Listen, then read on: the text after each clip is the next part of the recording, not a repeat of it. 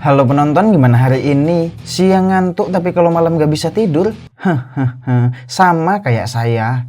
Kembali lagi bersama saya Hans. Pada kesempatan ini saya akan merangkum sebuah film fiksi tahun 2008 berjudul Jumper. Sebuah film tentang bakat terpendam yang tertanam dari lahir. Jadi tanpa perlu berlama-lama lagi, inilah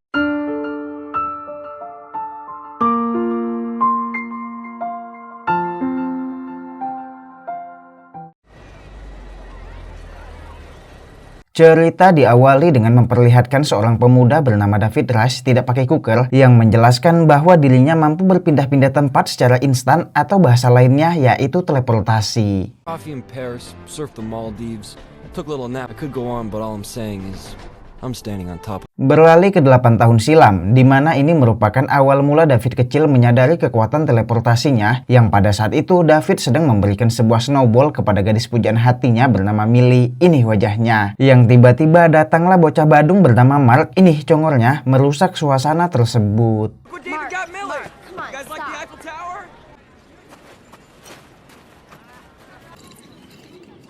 Karena snowball tersebut dibuang oleh Mark, David mencoba mengambilnya kembali, yang padahal hal itu sangat berbahaya karena lokasi tersebut merupakan sungai yang sedang membeku, yang bisa saja es tersebut pecah dan membuat David tenggelam. Dengan perlahan David mampu mengambil kembali benda itu, tapi tiba-tiba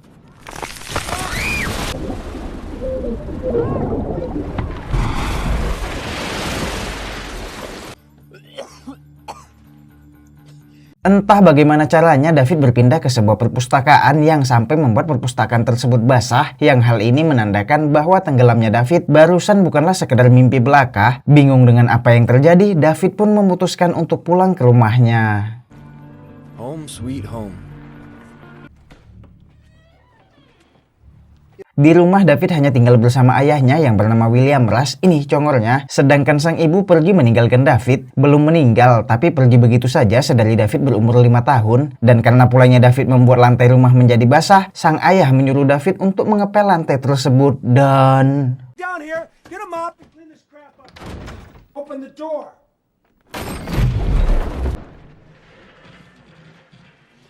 lagi-lagi David kembali ke perpustakaan. Namun kali ini David mulai menyadari kemampuannya, yang hal itu langsung dirinya praktekkan. Dan benar, David mampu kembali ke dalam kamarnya hanya dalam sekejap mata.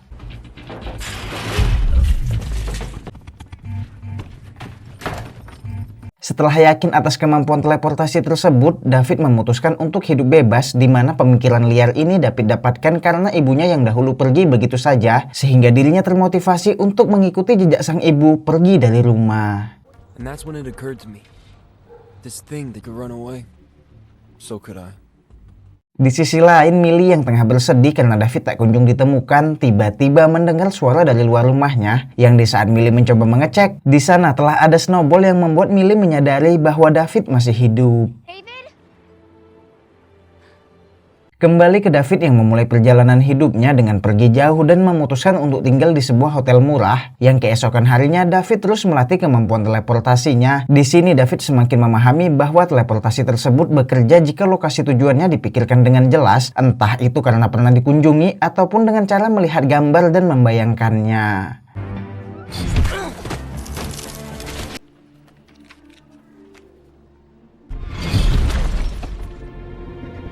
David kecil pun mengunjungi salah satu bank dengan niat untuk melihat lokasi penyimpanan uang atau biasa disebut brankas, yang hal tersebut berjalan lancar di mana David berpura-pura meminta izin menumpang ke kamar mandi demi melancarkan aksinya tersebut. Is there a bathroom for customers? Make it quick. No problem. Yang karena telah melihat brankas bank secara langsung, David kembali ke sana di malam hari, sehingga kini dengan begitu mudah dirinya mampu meraup uang yang begitu banyak, berkarung-karung tanpa mengeluarkan keringat sedikit pun. Ya ampun, pengen.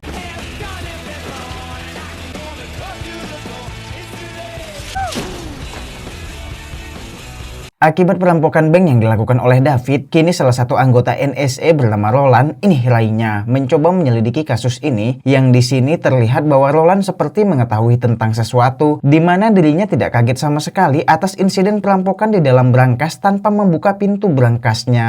I want the security tapes for the whole month. Whoever robbed your vault has been in it before. Kembali di waktu saat ini yang sekarang David telah tinggal di sebuah apartemen di New York yang tentunya telah menjadi miliarder kaya atas kemampuan teleportasinya yang telah semakin matang.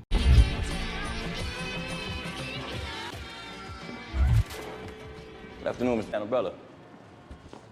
You never know. Berpindah-pindah tempat secara instan bukanlah hal sulit bagi David. Sekarang dirinya berada di sebuah bar di London. Sekejap mata lahu barusan masih di New York. Yang di sini terdapat seorang pria bernama Griffin. Ini congolnya yang entah apa sebabnya Griffin melihat David seperti ada sesuatu. Mind if I join you? What can I get? Tank Ray and tonic. Two of them, please. Dengan segala harta ditambah wajah yang mendukung, dengan mudahnya David dapat membungkus seorang wanita di London untuk dibawa ke sebuah hotel. Lalu saat gabut, David berpindah ke sebuah toko mencuri perlengkapan seluncur. Dan di saat David tidak mendapatkan ombak yang dia mau, David pun dengan mudahnya berpindah begitu saja.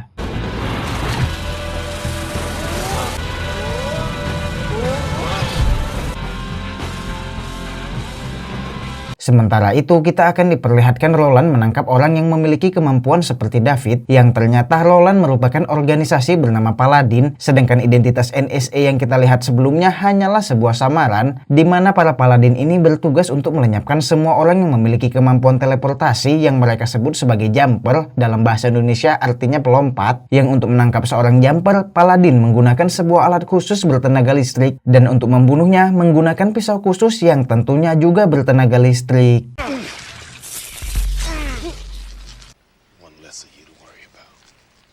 Singkat waktu, David yang baru kembali ke apartemennya kini dikejutkan karena adanya Roland di sana. Ternyata Roland selama 8 tahun ini masih menyelidiki tentang perampokan yang dilakukan oleh David di masa lalu, sehingga terjadilah sedikit pertarungan di antara mereka. Conversation's over.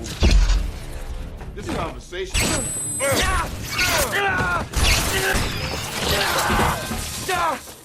David yang belum mengetahui bahwa kekuatannya lemah terhadap tenaga listrik tentu mengalami kesulitan tanpa bisa memberikan perlawanan. Namun untungnya walau dengan susah payah, David berhasil lolos untuk melarikan diri dengan membawa uang secukupnya.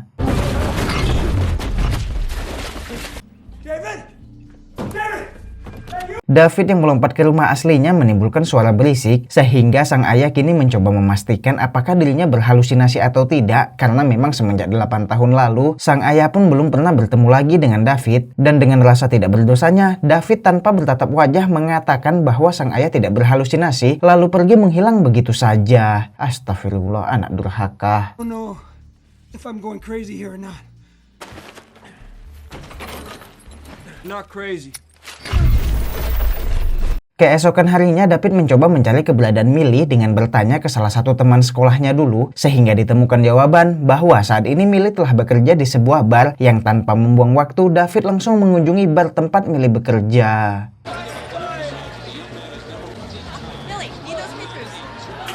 Di situ David hanya berani menatap Millie dari jauh, ya mungkin hanya sekedar untuk melepas rindu lah, udah lama nggak ngeliat wajah Eneng. Lalu saat David akan pergi, timbul sebuah masalah di mana Mark juga ada di sana, sehingga kini keberadaan David menjadi diketahui oleh Millie.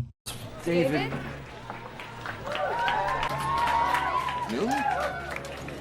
Walaupun waktu telah lama berlalu, ternyata tingkah badung Mark tak juga hilang, di mana dengan kondisi setengah mabuk, Mark menepuk pantat Millie, yang hal itu tentu membuat David tidak terima, sehingga terjadilah pertarungan di antara mereka.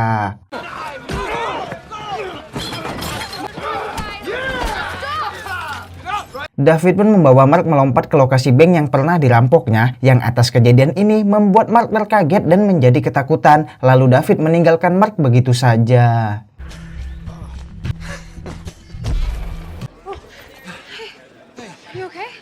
Karena tidak ada lagi pengganggu, David dan Millie pun bisa mengobrol santai. Di sini David mengajak Millie untuk pergi liburan ke Roma, di mana Roma memang merupakan kota impian Millie, sehingga dirinya sudah pasti akan menyetujui hal itu. Tapi entah kebetulan atau tidak, Griffin yang sebelumnya kita lihat di London sekarang ada di sana seperti mengawasi David.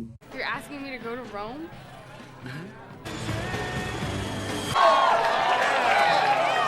Singkat waktu, kini Millie dan David pun telah berada di Roma. Di sisi lain, Roland sedang menginterogasi Mark tentang kronologi pertarungannya bersama David. Dan karena Mark sudah mengenal David sedari kecil, Mark menceritakan segalanya sehingga Roland berhasil mendapatkan informasi tentang William alias sang ayah, serta tentang Millie untuk dilacak. Girl's name is Millie Harris. She boarded a plane to Rome 16 hours. Kembali ke David dan Millie yang sedang menikmati liburannya di Roma, yang sekarang mereka sedang mengunjungi sebuah tempat wisata terkenal yaitu Colosseum. Akan tetapi entah apa sebabnya Colosseum tersebut sekarang sedang ditutup dan alhasil David mengajak Millie untuk masuk secara diam-diam.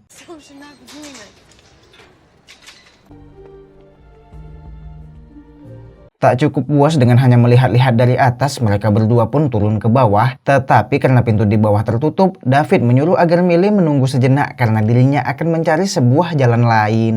You should stay here while I go around and open it from the other side. David pergi meninggalkan Millie mencari jalan dengan cara melompat yang tentunya secara diam-diam. Yang di sini lagi-lagi Griffin muncul yang akhirnya Griffin memulai percakapan kepada David. Did you think you were the only one? Ternyata Griffin merupakan seorang jumper sama seperti David. Hanya saja Griffin jauh lebih berpengalaman. Bahkan Griffin mampu mengikuti jejak lompatan David yang hal itu terbukti bermula dari London hingga saat ini Griffin mampu mengikutinya. Lalu Griffin menjelaskan bahwa ada sebuah organisasi bernama Paladin alias Roland CS yang memburu jumper seperti mereka. Roman holiday and they wouldn't notice. But they've noticed. Tak lama dua orang paladin pun muncul sehingga terjadilah pertempuran di sana. Dan ya lagi-lagi David yang belum berpengalaman tentu dibuat kewalahan melawan para paladin. Berbeda dengan Griffin yang telah terlatih dan akhirnya mampu menghabisi kedua paladin tersebut.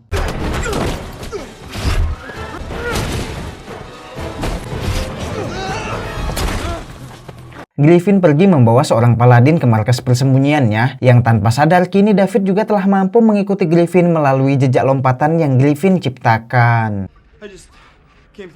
Dan karena hal itu tidak sengaja, lagi pula David tidak berniat mengikuti Griffin, David pun kembali ke tempat Millie dan segera mengajak Millie pergi meninggalkan tempat tersebut. Akan tetapi ternyata aksi mereka yang memasuki Colosseum secara diam-diam ketahuan, sehingga kini David ditangkap untuk diproses.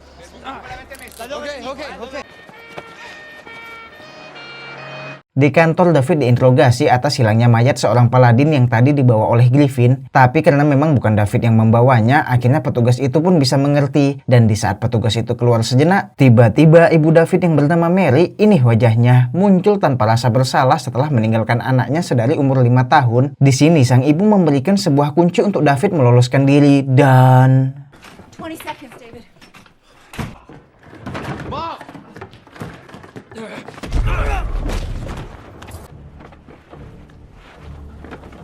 Setelah berhasil lolos, David segera mengajak Millie pergi, dan karena situasi ini sudah tidak aman, David mengantarkan Millie ke bandara dengan tujuan menyuruh Millie pulang ke rumah seorang diri. Tentu hal ini membuat Millie menjadi bingung. Timbulnya rasa kecewa itu pasti, tapi memaafkan itu pilihan. This flight with you, Millie. This is as far as we go.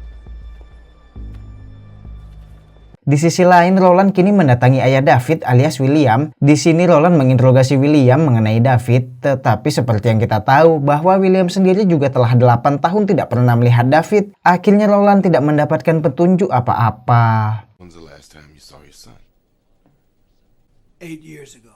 8 years. That's right.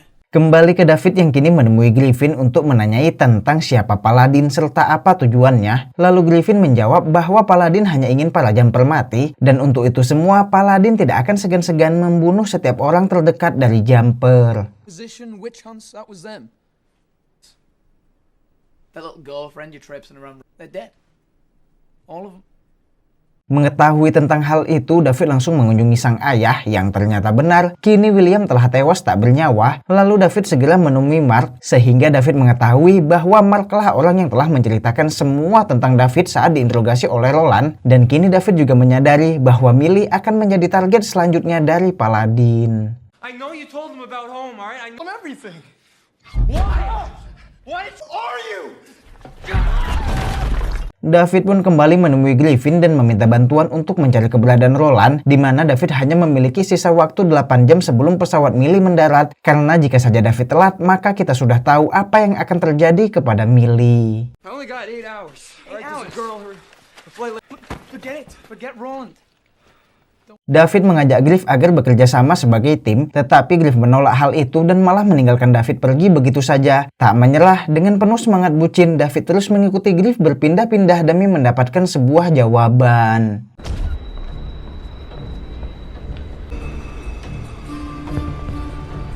For your own sake, just go home.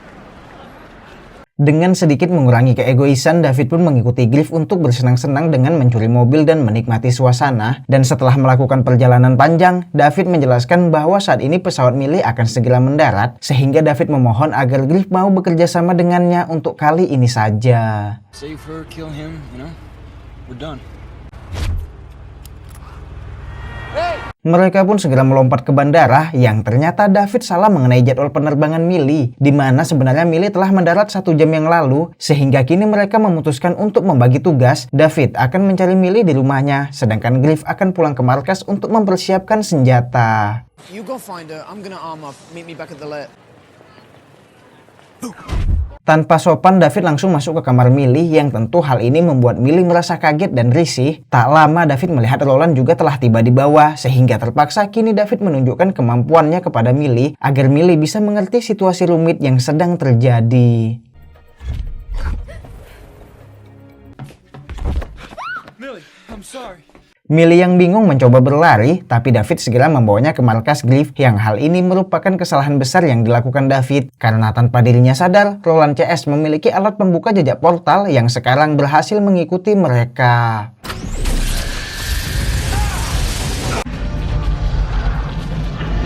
They can follow us anywhere. Karena keadaan ini, sekarang Millie diperintahkan untuk menunggu di luar agar aman. Sedangkan David dan Griff kini berada di dalam yang tak lama muncul Roland CS. Lalu perhatian David teralihkan karena foto ibunya ada di sana dan...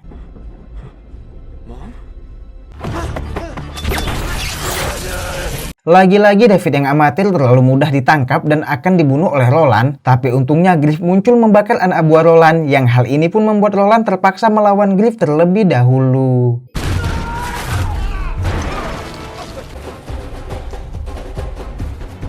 Setelah Roland tercampak keluar, Griff melompat meninggalkan markas. Saya sempat mengira bahwa Griff melarikan diri, tapi ternyata Griff kembali membawa Tayo untuk menyerang Roland.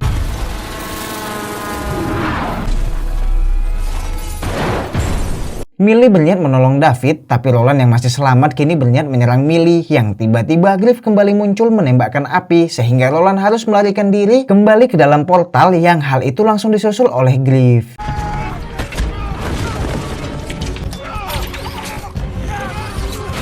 Selagi Griff dan Roland sibuk bertarung, Millie segera menolong David yang tak lama Griff berhasil kembali ke dalam markas sambil membawa alat pembuka portal sehingga Roland CS tidak akan bisa lagi mengikuti lompatannya. Tetapi sesaat sebelum portal tersebut benar-benar tertutup, tiba-tiba...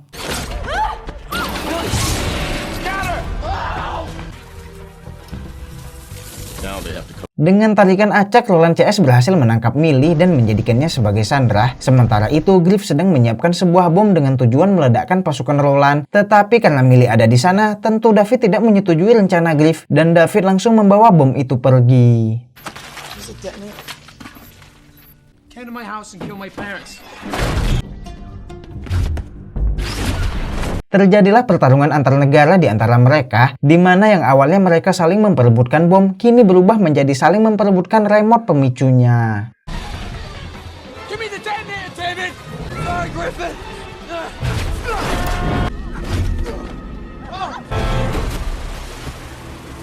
Hingga pada akhirnya mereka berpindah ke sebuah lokasi zona perang, yang lokasi kacau ini dimanfaatkan oleh David untuk melemparkan Griff ke sebuah tiang listrik, di mana kita tahu bahwa listrik merupakan kelemahan dari jumper, sehingga kini Griff tidak bisa lagi untuk mengikuti David. You're a jumper!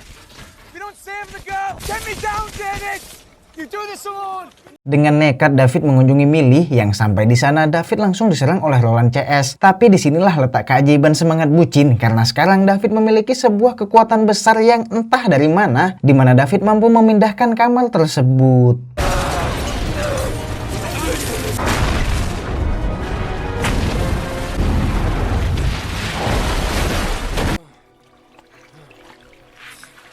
Tak selesai begitu saja, David kembali bertarung melawan Roland, yang kali ini David membawanya ke sebuah goa yang entah berada di mana. Lalu David meninggalkan Roland di sana, sehingga kini Roland yang tak memiliki senjata apa-apa tentu tidak bisa lagi mengikuti David.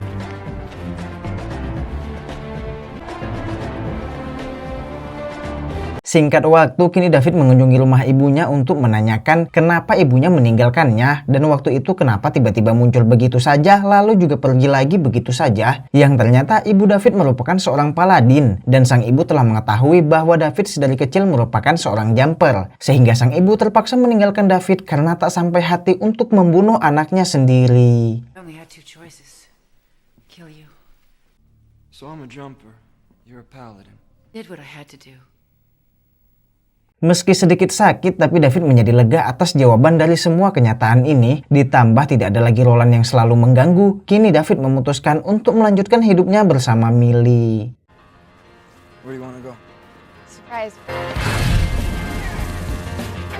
Tamat!